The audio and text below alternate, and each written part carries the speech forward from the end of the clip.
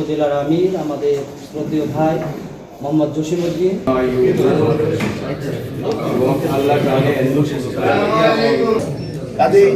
এই সব কিছুই কিন্তু আপনাদের মাধ্যমে চলে আসছে।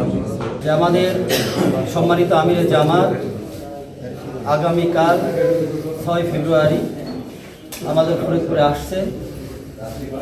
সেই আমিরে জামাতের আগমন উপলক্ষে আজকের এই সংবাদ সম্মেলন। বাংলাদেশ জামাত ইসলামীর উদ্যোগে ফরিদপুরে 2টি জনসভায় আমাদের আমিরে জামাত বক্তব্য রাখবেন। আগামীকালকের যে জনসভা, এই জনসভায় আমরা আমাদের প্রাণের দাবি, ফরিদপুরের মানুষের প্রাণের যে দাবিগুলো আছে সেই দাবিগুলোর সাথে একাত্মতা প্রকাশ করে আমাদের আমিরে জামাতের কাছে আমরা সেগুলো উপস্থাপন করব।